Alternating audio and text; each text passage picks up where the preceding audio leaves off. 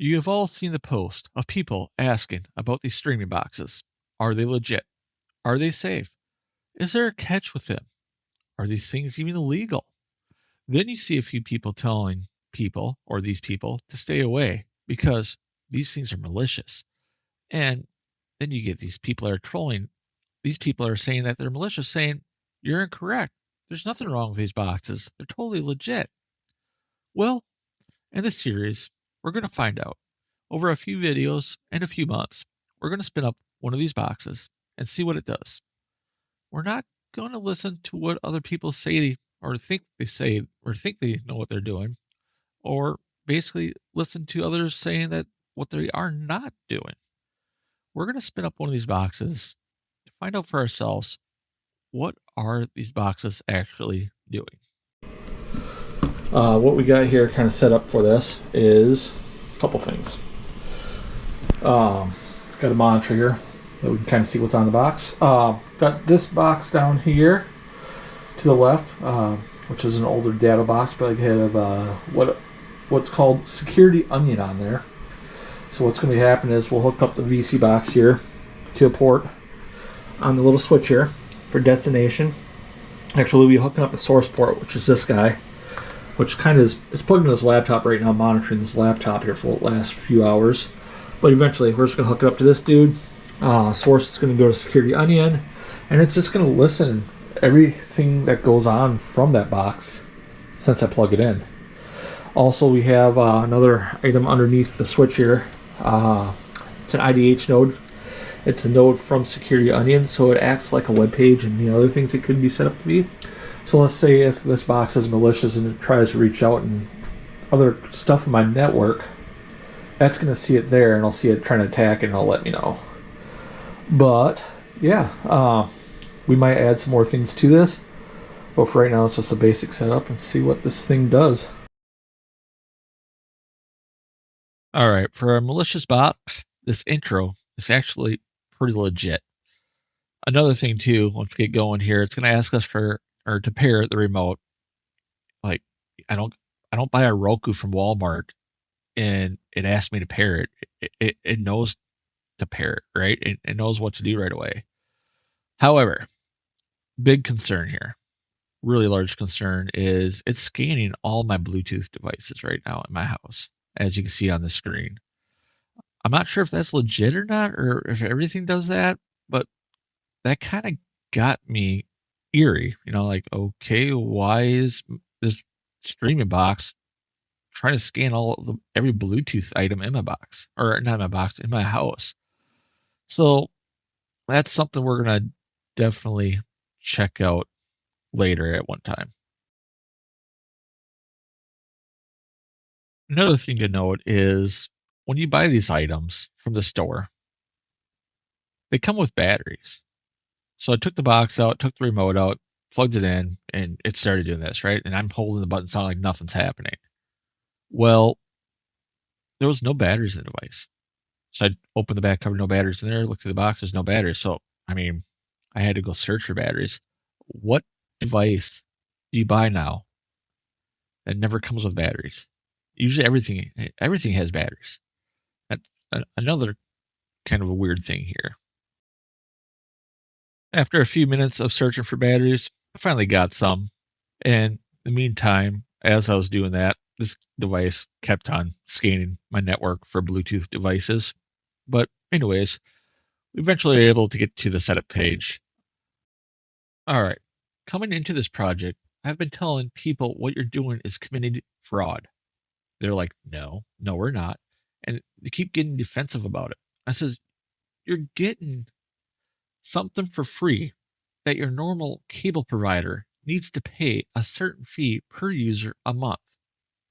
And they keep combating, no. Well,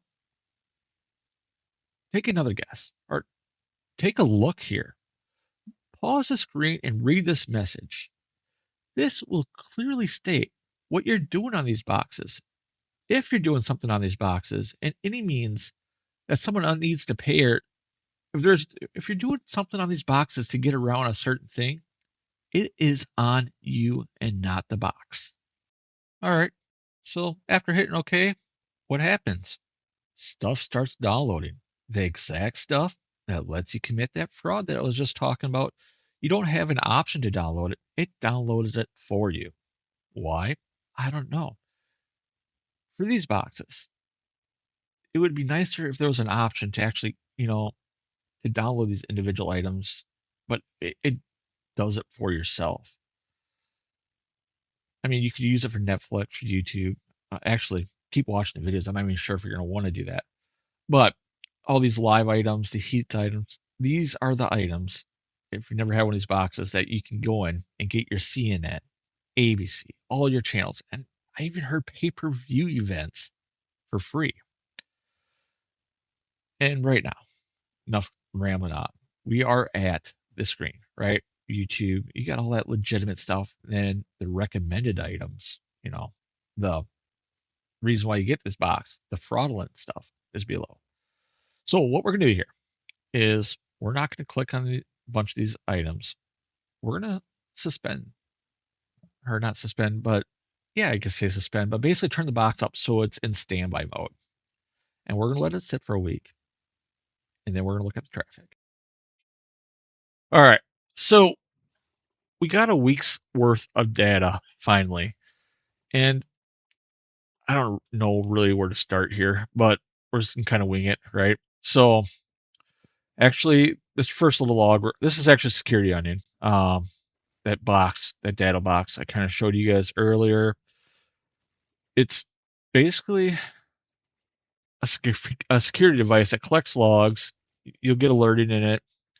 Then it's just a big storage device of everything going on amongst that network down there, jam pack in here that we can use to search it or search on. But anyways, from this time frame, I have it set to it'll be July 23rd to the 2nd of August of 8:50. The main reason I'm doing that timeline is, like I said in the video, I had that laptop hooked up ahead of time. I was doing stuff on that laptop ahead of time from like just, searching normal stuff, just normal traffic. Why? Well, because with the stuff, these messages, these posts, you get these comments from people all the time that says, "Hey, you know, what matters if they're spying on you? Everything else is spying on you." Well, sort of, right? You add things to make things spy on you. You add things to make things happen. Most of these devices come out of the box, they're not that bad unless you add stuff to it. And this is what we're going to kind of get to here. So the traffic we're looking at right here is from that laptop. It's hooked up to Security Onion, the data device that's doing the monitoring. We do have two hits here out for the alerts. They're for the IDH node, that box I showed down there as well, that hopefully this VseeBox will try to attack. This is me just literally trying, just making sure it works, right? I'm going to try to hit it with this laptop, see if I get an alert, and I did, and it fired. No other alerts there. Okay. Before we jump into this guy, we'll hop over to, we'll hop over here. So now what we're going to do here, I think I incremented by a minute or two to the time where we plugged in the VseeBox. So basically, in the video, if you just rewind when we're firing up the box, this is what's happening. When we powered up the box, and basically from that time, I think do I have it? I'll just go to it. So 9 minutes later, right? So from the time we got the battery, turned the remote on or connected the remote, and then did the updates, and basically right till we kind of shut the device off, this is what happened. There's a lot more other things going on behind the box here, or alerts, or whatever you want to say. But yeah, then there's a decent amount of stuff here. Compared to this guy, they ran over a couple days with being connected to this guy, literally 9 minutes, and wazam, right? Again, you buy something new, it shouldn't be doing this. This device is doing this. However, what is this doing? What we see on the screen right here, just kind of look over here. Yeah, hopefully you guys are seeing it right. Hopefully I don't need to make it bigger, which I think it should be good. But what it's doing here is a lot of dynamic DNS. What is DNS? DNS is a way for, if you're going to Google, to give it an IP address, which is a location. So look at it this way. You got a phone book, right? Or you got your contact list in your phone. You look up grandma, mom, sister, you call them, right? You're not calling sister, you're not calling Google, but you're calling their physical number. And that's the same thing with the internet. You go to these web pages, Google, ESPN, whatever, Facebook.com. You're not going to that name. You're going to an address out there, and which will basically is what DNS is doing. It's translating that name to that address. However, this is dynamic DNS. So let's look at a phone book. Say you got a phone book with a bunch of names that translates to phone numbers. Let's picture this as a phone book with all these numbers, but to get around things, they erase that phone book and put brand new numbers in there. So for Steve Harvey, right? His number is 555-555-8888.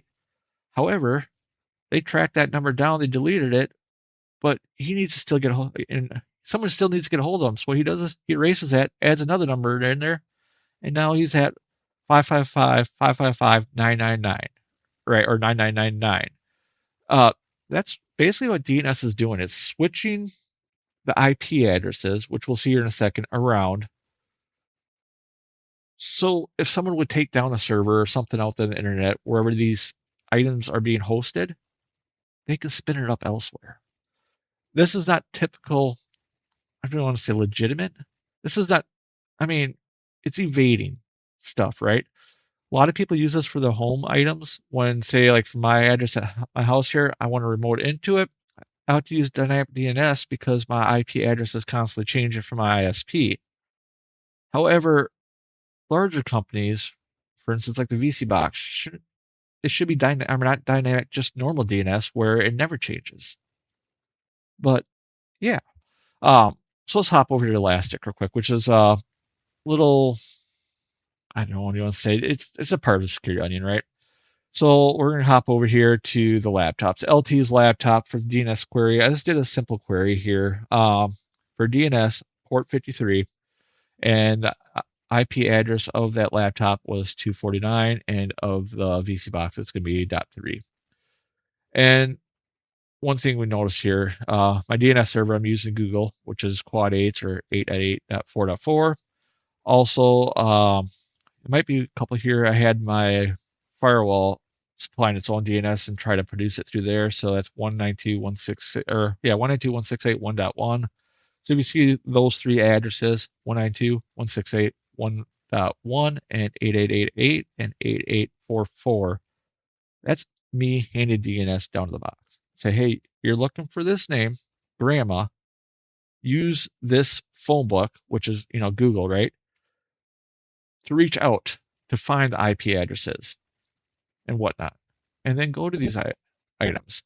We're going to kind of go through trying to go through this fast as possible.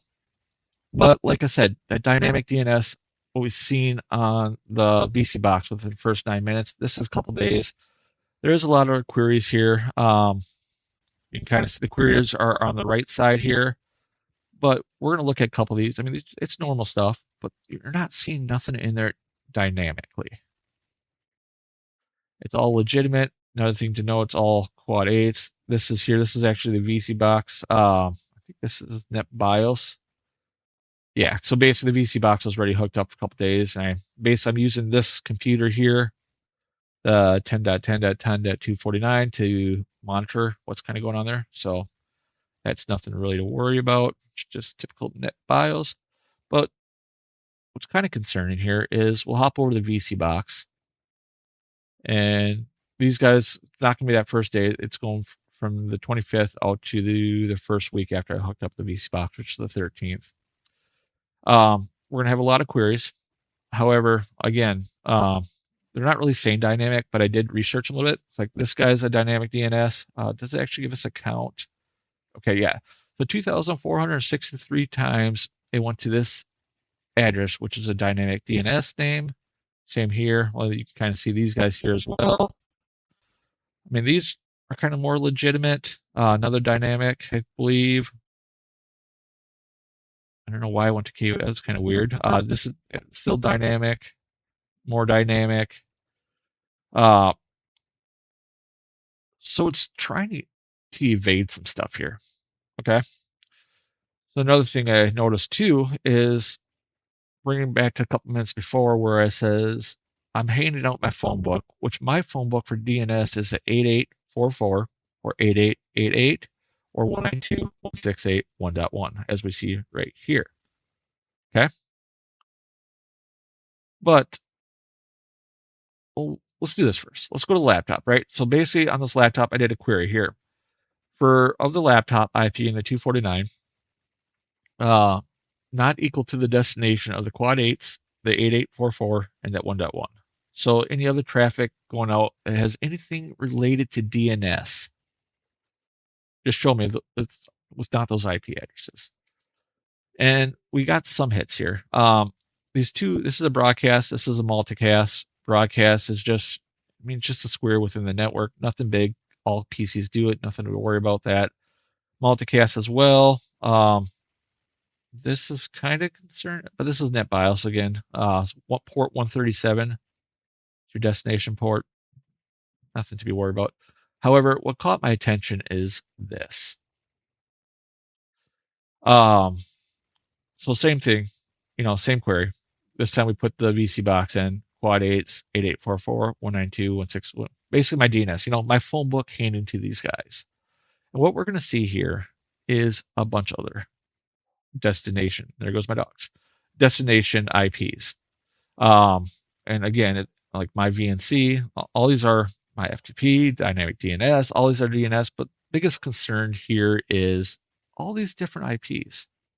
So I gave him a phone book to use, right? I says, to look up these names, use my phone book. But what this box is doing is, I don't want to use your phone book. I want to use my own phone book. I want to get around using your phone book and use my own, which is really suspicious.